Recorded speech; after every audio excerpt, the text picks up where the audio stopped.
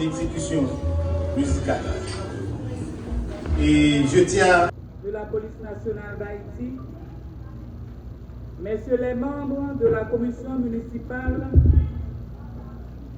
distingués invités, chers concitoyens, chères concitoyennes, c'est avec une immense fierté et un profond sentiment de responsabilité que je m'adresse à vous aujourd'hui, en ce jour où nous célébrons les 355 ans de notre bien-aimée ville, le Cap-Haïtien. Aujourd'hui, notre belle cité fête ses 355 ans d'histoire. 355 ans d'années de courage, de résilience, de grandeur. Nous partons dans notre veine l'héritage de Vertière, de Christophe, des bâtisseurs et des résistants qui ont offert au monde la première république noire libre. Cet héritage n'est pas seulement un souvenir, c'est une responsabilité. Je sais que notre ville traverse aujourd'hui des difficultés, oui. Nous voyons des déchets qui défigurent nos rues, ces canaux qui débordent, ces espaces qui devraient être propres et accueillants. Je ne suis pas ici pour nier la réalité. Je suis ici pour dire la vérité.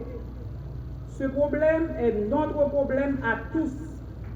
C'est le problème du SNGAS, le MTPTC, le ministère de l'Environnement, le ministère de l'Agriculture et enfin la population. Cela fait déjà très longtemps depuis que je mène une lutte constante pour changer les choses, notamment avec le projet du site de traitement de déchets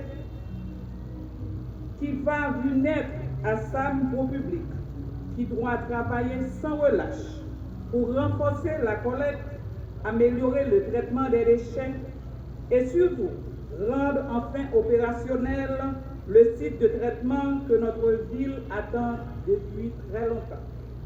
Mais il faut aussi appeler une réalité que beaucoup oublient. Cap-Haïtien est aujourd'hui la principale porte d'entrée et de sortie du pays. Notre aéroport, nos routes reçoivent et voient partir chaque jour des milliers de personnes. Nous sommes aussi la ville d'accueil pour des milliers de déplacés internes, venus chercher refuge ici, ainsi que pour nos compatriotes rapatriés de la République dominicaine et des États-Unis, pour citer ces deux pays. Cette pression démographique accentue des défis déjà immenses auxquels la ville est confrontée. Oui, Cap-Haïtien, au-delà de ses problèmes environnementaux, est devenu un refuge pour les populations fuyant l'insécurité de Port-au-Prince et de l'Artibonite. Cette situation exige une réponse coordonnée entre l'État central, les ministères concernés, les directions départementales et la société civile. Nous vivons une période de transition instable, dérangeante certes, mais qu'il faut prendre comme une aubaine pour inventer d'autres solutions pour vivre ensemble. Je veux également vous parler de certaines actions porteuses d'avenir, celles que mène notre municipalité avec l'aide de nos partenaires et de l'État central.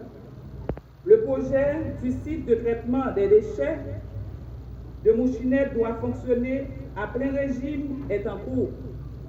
La construction de la route SOS doit être finalisée d'ici l'année prochaine. Des travaux pour améliorer la problématique des inondations sont en cours. Cette année, nous participons au Mayor Challenge et nous sommes parmi les 50 villes retenues pour la phase finale. Ce sont des actions de proximité bien réelles qui répondent aux besoins immédiats de nos habitants et préparent l'avenir de la ville. Je ne vous ferai pas l'inventaire exhaustif de tous nos travaux, mais nous avançons sur d'autres projets, notamment dans le cadre du guichet d'investissement territorial du ministère de l'Intérieur et des collectivités territoriales. Au-delà de tout cela, ce qui fait la fierté de Cap-Haïtien aujourd'hui, c'est aussi que nous avons une ville où la sécurité des gens est garantie. Merci aux vaillants policiers et policières pour leurs engagements à garder cette stabilité.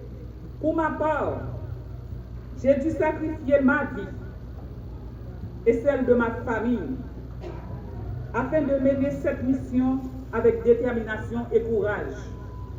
Aujourd'hui, en ce jour de fête, je vous invite à un nouveau pacte citoyen. Cap-Haïtien ne sera pas seulement une ville sur une carte. Cap-Haïtien doit être toujours une ville vivante, forte et digne de son histoire. Une ville où nos enfants marcheront fiers, où nos rues brilleront de pauvreté. Chaque recoin seront des symboles de développement et de sécurité.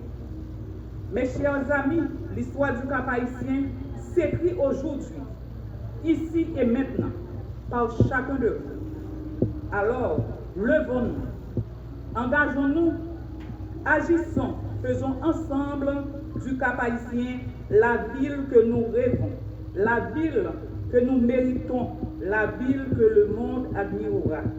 Cap-Haïtien, terre de fierté, terre d'avenir, ensemble, élevons-la, ensemble, faisons-la briller. Je vous remercie.